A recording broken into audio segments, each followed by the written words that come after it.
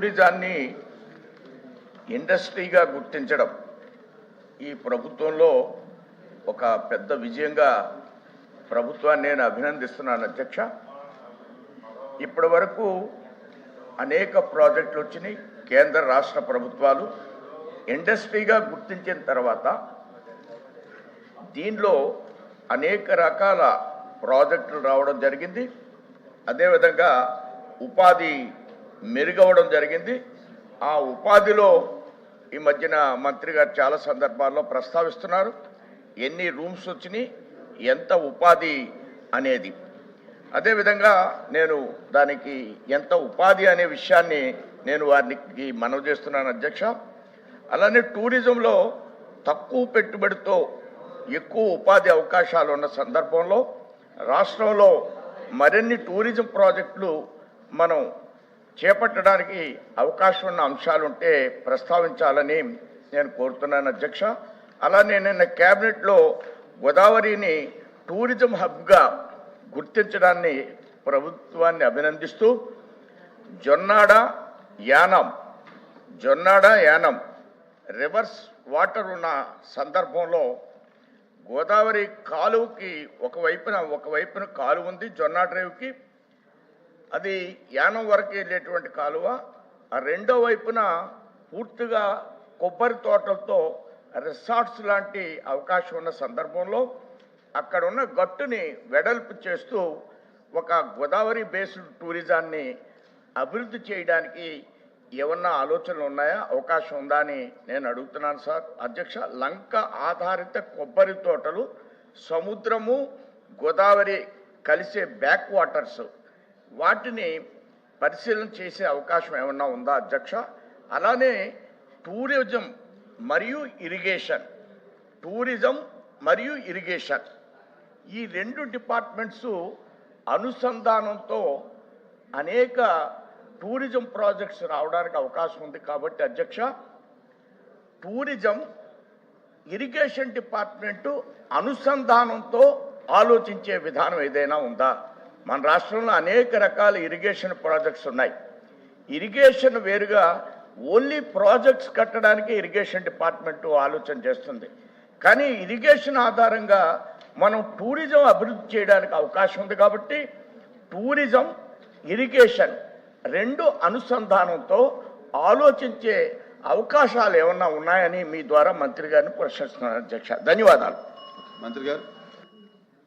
అధ్యక్ష, గౌరవ సభ్యులు సోము వీర్రాజు గారు చెప్పినట్లుగా ఈ ప్రభుత్వం వచ్చాక టూరిజంకి ఇండస్ట్రీ స్టేటస్ ఇవ్వటం అనేటువంటిది ఒక విప్లవాత్మకమైనటువంటి మార్పు అధ్యక్ష. గతంలో ఎప్పుడూ కూడా టూరిజంకి ఒక ప్రత్యేక శ్రద్ధ చూపించినటువంటి దాఖలాలు లేవు. ఈ కూటమి ప్రభుత్వం వచ్చిన తర్వాత ఇండస్ట్రీ స్టేటస్ ఇవ్వటం వల్ల ఏవైతే ఇండస్ట్రీస్కి ఇచ్చేటువంటి ఇన్సెంటివ్స్ ఉంటాయో అవన్నీ కూడా టూరిజం ప్రాజెక్ట్స్ కూడా ఎక్స్టెండ్ చేయటం వల్ల ఇవాళ ఈ 16 నెలల 18 నెలల కాలంలోనే రమారమి 20,000 కోట్ల రూపాయల పెట్టుబడులను మనం ఆకర్షించగలిగాం అధ్యక్ష.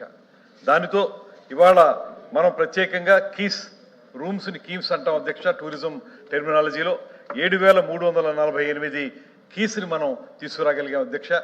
దీనివల్ల ఇన్వెస్ట్మెంట్ కూడా కొన్ని కార్యక్రమాల్లో 9,445 క్రోర్స్ ఇన్వెస్ట్మెంట్ కొన్నిట్లకి వచ్చినాయి. మొత్తంగా చూసుకుంటే 20,000 కోట్ల పైబడి మనకి ఇన్వెస్ట్మెంట్స్కి ఎంఓయూలు చేసుకోవడం జరిగింది అధ్యక్ష.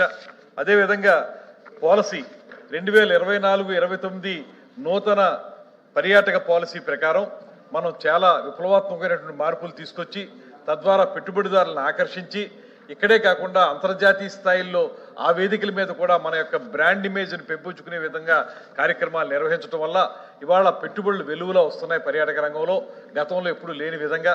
అదేవిధంగా మనం ప్రధానంగా చూసుకున్నట్లయితే ఈ మధ్యకాలంలో మన సిఐ వాళ్ళతో జరిగినటువంటి భాగస్వామ్య సదస్సు ఏదైతే ఉందో అందులో కూడా పెద్ద ఎత్తున మనం పెట్టుబడులకి ఎంఓయూలు చేసుకోవడం జరిగింది అధ్యక్ష.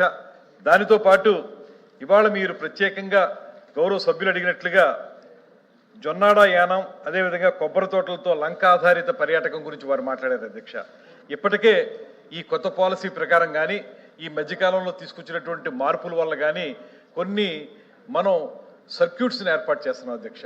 విశాఖపట్నం అరకు సర్క్యూట్ ఒకటి, అదేవిధంగా విశాఖపట్నం, సింహాచలం, అరసవెల్లి సర్క్యూట్ ఒకటి, అదేవిధంగా ఇక్కడికి వచ్చేటప్పటికి ఈస్ట్ గోదావరి వచ్చేటప్పటికి రాజమహేంద్రవరం సర్క్యూట్ ఒకటి, దాంతోపాటు వారు చెప్పిన విధంగా అంబేద్కర్ గారి పేరుతో ఉన్నటువంటి డాక్టర్ బిఆర్ అంబేద్కర్ కోనసీమ జిల్లాకు సంబంధించి ఒక ప్రత్యేకమైన సర్క్యూట్ని ఏర్పాటు చేయటం, అదేవిధంగా అమరావతి సర్క్యూట్, తిరుపతి సర్క్యూట్, ఇలా వివిధ రకాల సర్క్యూట్లను ఏర్పాటు చేసి అక్కడ ఉన్నటువంటి వివిధ రకాల పర్యాటక యాక్టివిటీస్ని పెంపొందించడానికి చేసే ప్రయత్నంలో ఇక్కడ వారు చెప్పింది అంతా కూడా మనకు డాక్టర్ బిఆర్ అంబేద్కర్ కోనసీమ జిల్లాకు సంబంధించింది అవుతుంది అధ్యక్ష. దాన్ని తప్పనిసరిగా చేపడతాం.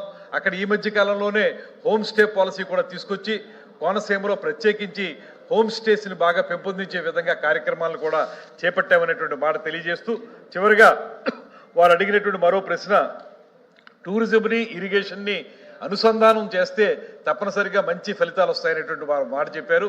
ఈ మధ్య కాలంలో ముఖ్యమంత్రి గారు ఒక క్యాబినెట్ సబ్ కమిటీని వేశారు అధ్యక్ష. ఉప ముఖ్యమంత్రి పవన్ కళ్యాణ్ గారి నేతృత్వంలో ఆయన ఫారెస్ట్ డిపార్ట్మెంట్కి సంబంధించిన మంత్రిత్వ శాఖ కూడా వారి దగ్గరే ఉంది కనుక వారు, అదేవిధంగా టూరిజం శాఖ తరఫున నేను, అదేవిధంగా ఎండోమెంట్స్ కూడా దీనికి లింక్గా ఉండేటువంటిది ఎండోమెంట్స్ కాబట్టి ఆనం రామనారాయణ రెడ్డి గారు, దాంతోపాటు మన ఇరిగేషన్ చెందినటువంటి నిమ్మల రామానాయుడు గారు, వీరితోటి అదేవిధంగా మన R&B మినిస్టర్ గారు మన జనార్దన్ రెడ్డి గారు, మా అందరితో కలిపి ఒక సబ్ కమిటీ వేశారు అధ్యక్ష. మేము నిరంతరం దీని మీద పీరియాడికల్గా చర్చిస్తున్నాం. చర్చించి ఎక్కడైనా సరే యూటిలైజ్ చేయనటువంటి ప్రదేశాలు ఏ డిపార్ట్మెంట్లో ఉన్నా వాటిని టూరిజంకి దఖలుపరిచినట్లయితే టూరిజం ఇంప్రూవ్ చేయడానికి అవకాశం దొరుకుతుంది అనేటువంటి మాట. అదేవిధంగా ఫారెస్ట్ డిపార్ట్మెంట్లో కొన్ని స్టింజెంట్ రూల్స్ ఉంటాయి కనుక వాటిని కొంచెం వెసులుబాటు కల్పించి మాకు ఇవ్వగలిగితే మేము ఒక టూరిజం డెవలప్ చేస్తాం, స్థానికులను ఇన్వాల్వ్ చేసేటువంటి మాటతోటి ఒక బృహత్తరమైనటువంటి కార్యక్రమాన్ని తీసుకుని ముందుకు వెళుతున్నాం అనేటువంటి